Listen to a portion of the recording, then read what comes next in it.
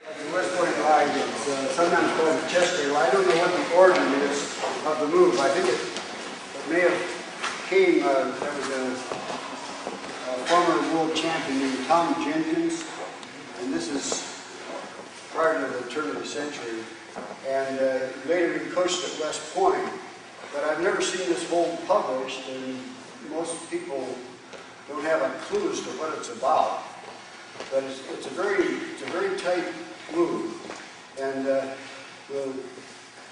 don't have the agility that I used to have. I can't move quickly, but you start from this position and you move behind the man, and I'm going to be late on you a little bit. All right, going to clear around and hook the arm. So I've got him hooked. Just grab here and here. Okay, stay out. Now, I'm going to be pulling this arm back toward his crotch. And I'm going to be pulling this arm. Now, once you break it here, you start walking the arm. You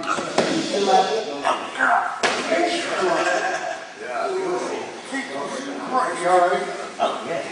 Wait a minute, stand up. Yeah, stand up. Yeah. So you can see where his rib. Yeah. It's a lot of pressure. It's a terrifically hard move. Sorry, Bob, you had trouble climbing. One more time. Please. It's hard to do this in an easy way. Basically, you're here, you're pulling this arm diagonally toward this hip. You're around here, and the pressure doesn't come from me squeezing. It comes from the twist that he gets in the ribs. When it starts to hurt, hollow a little bit, so they can kind of tell where it's getting tight. Okay, it's here and here. Now I'm pulling here, now I'm starting to walk. I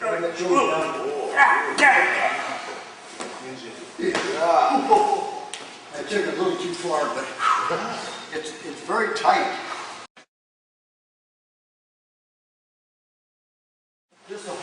This is kind of a historical thing, like coming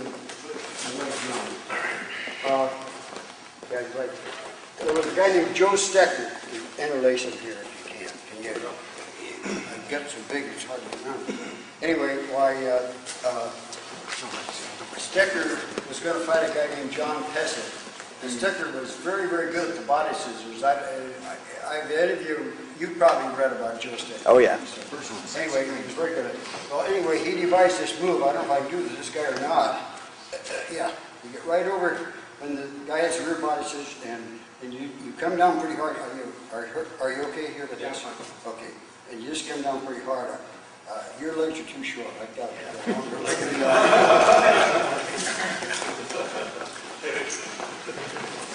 But basically what all you're doing here is stepping over and then driving down, and it gets kind of an uncomfortable thing, particularly if you ballistically move into it. So I just thought I'd pass it on because I see in the ultimate fighters they're in that position a lot. Of course, they're trying to choke the guy, so I just thought I'd pass that on here. It's going to go through the double wrist lock, which I see there's a couple guys here that work it very, very well. I see one boys doing a switch and he turned it right into a double wrist lock. He said he'd been doing submission last time. So, but I want to point out 2 or 3 things in this regard. Okay, now, if this man's arm is straight and close to his body, I don't have much chance of making this a good move. Let's just walk over to the side.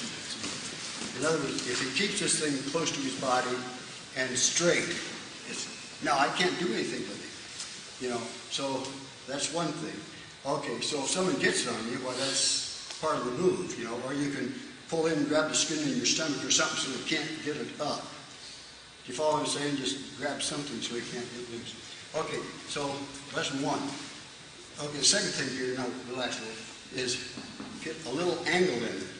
Bend it, so there's an angle.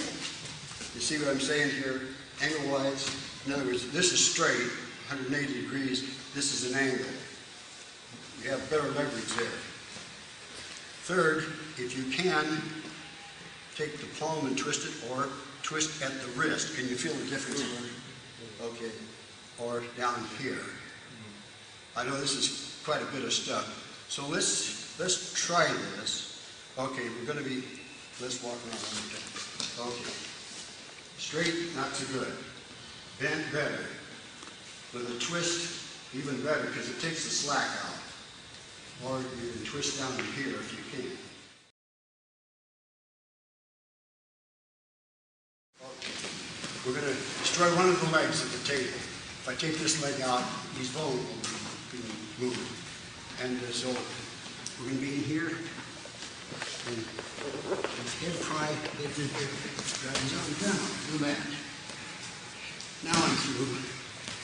And bring his arm into a hammerlock. Now, we're across here.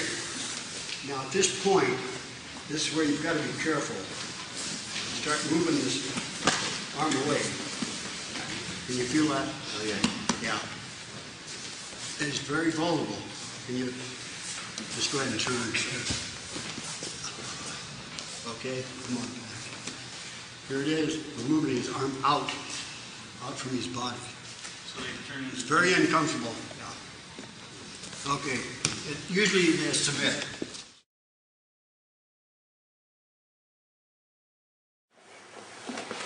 This is just a little basic move from a reverse bar. I've got this guy down, and I'm going to come right through and hook this arm. And then it's, yes. He says, ooh, that's right. But it's like a full Melton, only you're not doing much. You're just laying it. Can you? If I bounce into this way, I could hurt him. Simple move. You're here. You've turned him. Just drive through, and then if you lay back, I'm doing nothing except laying on.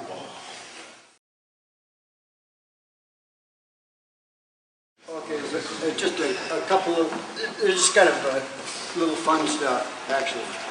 If I hook the man here, just like this, can you see this at all? Yeah. Okay, if he turns You should spin around. Okay, if he starts turning in, you just take him right, let him come right with it, and keep turning. Okay. And then, you're in a pretty uncomfortable position here. So we just, it's like I'm twisting a chicken wing. Can you see what's going on there? Or? Yeah, if you can't see, move around, guys. Yeah. Okay. Just turn. It's just kind of a little fun thing. If you're hooked here, you just slowly do it. Okay. Now, if he turns in, then you chicken wing him. You know, keep turning. You let him come. Oh, that's right. If he turns,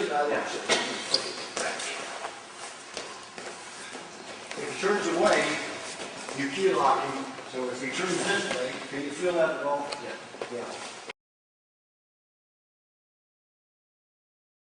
I want to just address a couple other things here before we go on, and that's the mental factors, the mental portion of this, because there's a mindset here that's very important.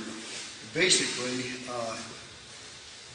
if you think you can or can't, you're right. But that can has to be on well-based confidence. In other words, you can't just say, hey, mentally, I'm going to kick this guy's butt, without doing some training. You've got to do the work in the gym. That then will help the confidence factor. You have to do the training, the running, the wrestling, the repetitions of all the things that you do, the strength work, the total package. And then a lot of times we did this with Owings, and it worked very, very well. We noticed that Gable did certain things and exposed certain weaknesses that we wanted to take advantage of. Not that Gable had many. He was a very, very good, very fine wrestler, and I think that if he'd wrestled Owings 10 times, he would have won 9 of them. It just happened to be that particular day was Larry's. But the best time to do this, I know some of you are into the Zen philosophy, but a very good time to do it just prior to going to sleep, when you're relaxed. You can visualize yourself. Visualize yourself doing the front face lock or some particular move you're working on. Be a realist. If you wrestle some guy who beats you, don't say, well, hey, that guy beat me, I had a hangnail, you know, or I had a cold or something. You know, why did he beat me, you know? Look for the real causes of it, and then eliminate those weaknesses, and next time maybe you'll turn it down. But you have to be realistic. This is a very realistic sport. And if you have a coach that's realistic, well, he might get on your tail once in a while, you know, hey, you know, you're not doing this, you're not doing that. So these are very important things. The mental aspect is very important. Okay, just going to show you a quick neck trick, and you can start to go ahead and go down for a second. This is following a sit out. I'm going to kind of stay up because my mobility is not as great as it was one time. As they say, I used to be agile, mobile, and hostile. Now I'm just hostile. Okay, now when you get out here, why you can underhook. I don't know if you're familiar with that, the second back. Or you can underhook one side and pull his chin back. And the best way, in my opinion, is to beat him right here. You just come across the face and use your head. Okay, just holler. Okay, tap it. Okay, it doesn't take much pressure. So when you do this, why, be very careful with it. Okay, let's turn around so we just get a different picture here. Yeah. And, okay, you just turn the man's head. You're pulling here, pushing here, and sliding it back. It doesn't take much. Push.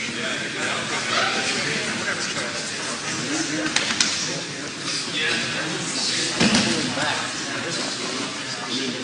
I'm pulling here, pushing the chest.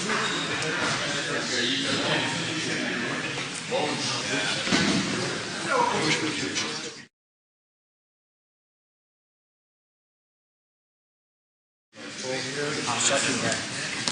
Here. And then, now we're going to pull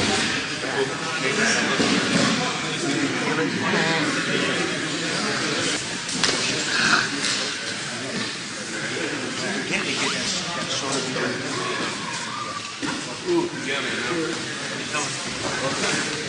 Jake, you hire a chiropractor for adjustments?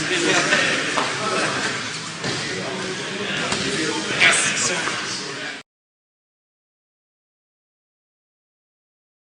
I want to show you something that helps because you may not have a lot of power. Now let's say that I'm in this position and I want to get this guy's arm down and he grabs his stomach or something like that. So I can't, you know, it's too strong. Now if I can use a little trick to get him down without much strength. So what I'm going to do, hang on. You all right? Pull, push. Yeah.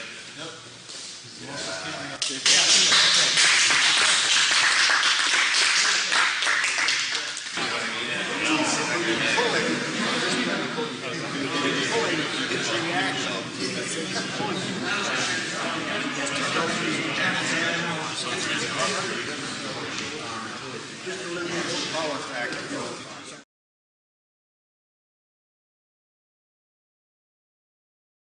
I see some pictures in the book. Kind of been problem with those. So I've seen some of these old pictures and they look like they just kind of posed like a performance wrestler. But let's just do one out. Okay, on this front face block, you can use it in a number of ways. You can use it as a counter to the leg guide, and various things. But basically, use your cutting edge of your wrist against his face and turn his head. That's the key thing. Then, what I see is that locking here, it's probably better if you control down here on the arm. You get better control. And then, of course, you start out with this. You can underhook both sides and suck him back. Yeah. You can underhook and use your chin, all your body parts. Yeah. Health. And then you can underhook, chin, suck back, or overhook, chin, suck back. There's different ways.